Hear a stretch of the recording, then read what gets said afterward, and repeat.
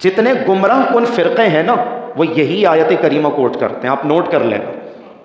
یہی آیت کریمہ کہ اللہ کی رسی کو مضبوطی کے ساتھ تھام لو، آپس میں فرقوں میں نہ بٹو۔ آیت کریمہ تو بالکل پرفیکٹ ہے، اس کا ترجمہ تشریح سب پرفیکٹ ہے، لیکن کوئی بھی آدمی جب 5واں فرقہ بناتا ہے تو اس کے فرقے کی دکان کیسے چلے گی؟ جب وہ چاروں فرقوں کو گالیاں دے، حنفیوں کو، شافعیوں کو، مالکیوں کو، حنبلیوں کو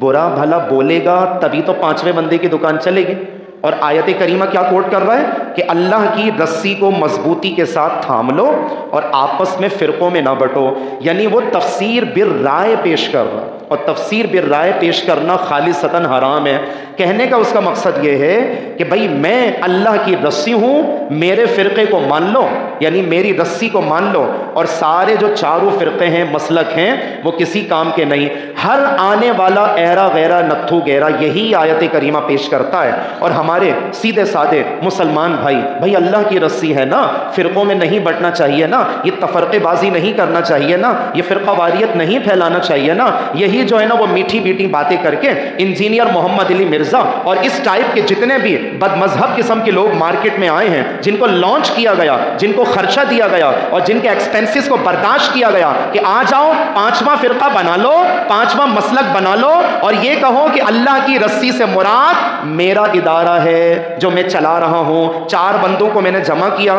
میں نے کیمرہ لگایا، مائک لگایا، اپنا یوٹیوب چینل بنایا، چینل میرا تبھی چلے گا جب میں نگیٹیوٹی پھیلاؤں گا۔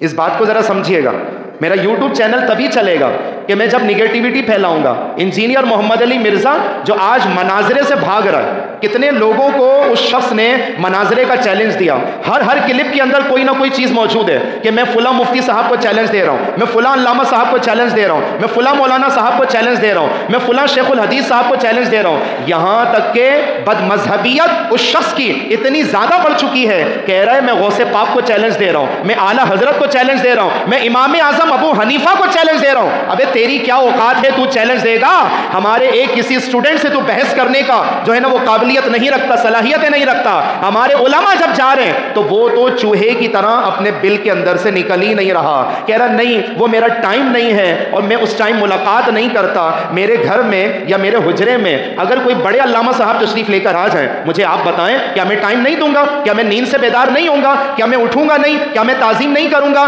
جلیل القدر علماء آ رہے ہیں کہ بھائی مناظرہ نہیں، یہ باتیں کلیئر کرنی ہے، تم نے جو امت کے اندر تفرقہ بازی پھیلا کر کے رکھی ہے اور انتشار پھیلا کر کے رکھا ہے، ہم یہ تحفظات لے کر کے آئے ہیں، اس لیے ان تحفظات کا جواب دے دو۔ پہلی بار بھی بھاگ گیا، دوسری بار بھی بھاگ گیا، تیسری چوتھی مرتبہ بھی بھاگ گیا۔ آپ دیکھ لیں یہ مناظرے سے بھاگنے والا دوسرا شخص ہے اور پہلا شخص غلام احمد قادیانی تھا۔ کلیئر بات بتا رہا ہوں جو ہم نے اپنے عالموں سے سنی ہے، ہم تو بھائی علماء کی جوتیاں سیدھی کرنے والے لوگ ہیں۔